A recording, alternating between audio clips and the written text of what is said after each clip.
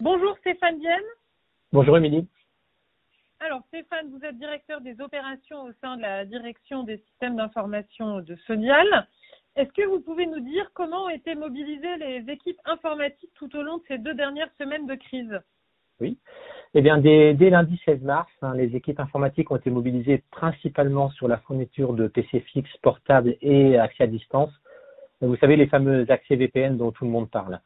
Ainsi, ce sont plus de 350 nouveaux PC ou accès qui ont été déployés à distance ou envoyés directement au domicile de nos collaborateurs. Ça a été un énorme travail collectif où toute la DSI était mobilisée, mais également nos interlocuteurs et correspondants sur site. La demande maintenant est sous contrôle et nous traitons le fil de l'eau. Alors, vous parliez des accès VPN. Est-ce que vous pouvez nous en dire plus justement pour le travail qui a été fait pour gérer cette montée en puissance des connexions VPN? Eh bien, l'infrastructure VPN que nous avions en place est une infrastructure qui supportait 250 connexions à peu près en simultané. C'est ce que nous avions le vendredi généralement. Et ces infrastructures ont été énormément sollicitées puisque elles ont supporté immédiatement 4 fois plus de charges, soit à peu près 1000 accès dès le lundi. Et en urgence, face à la saturation, nous avons monté une infrastructure parallèle en une journée pour accueillir 500 connexions supplémentaires. Et dès le second jour de confinement, nous avions une capacité de 1500 connexions simultanées. Pour information, aujourd'hui, on a 4000 PC dans le groupe. Et cette semaine, on avait 1300 connexions simultanées, dont le pic est généralement, le pic de connexion est généralement à 9h30 et 15h30. Alors, je crois que les équipes aussi du service support téléphonique ont été ultra occupées pendant les premiers jours de crise.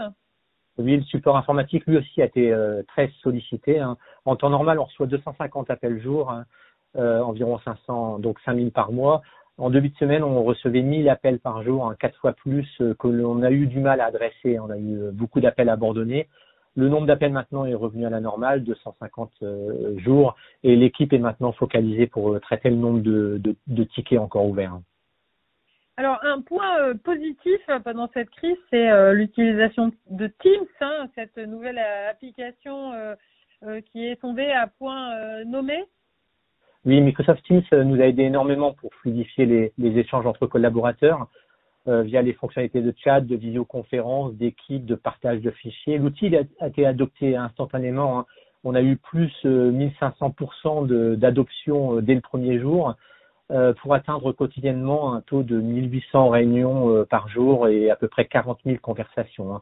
Nous avons vraiment d'excellents retours de nos collaborateurs sur ce très bel outil, ça fait plaisir. Alors, pour conclure, là, les priorités pour les jours, les semaines à venir? Eh bien, on continue de veiller à ce que nos infrastructures et nos applications fonctionnent 24 heures sur 24. On continue de traiter le support informatique et de faire en sorte que nos collaborateurs puissent travailler dans de bonnes conditions. Et tout cela a pu s'opérer grâce à la mobilisation de nombreux collaborateurs que je remercie. Et une petite dernière remarque qui nous touche particulièrement, ce sont tous les messages bienveillants, d'encouragement et de félicitations que nous avons reçus pour souligner notre mobilisation.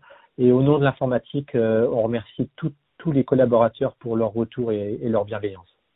Eh bien, ce sera le mot de la fin. Voilà, bravo et merci à l'ensemble des équipes informatiques pour leur mobilisation et voilà, avoir largement contribué aussi à cette belle fluidité dans la continuité des activités. Merci beaucoup Stéphane. Merci Mini, à bientôt. À bientôt.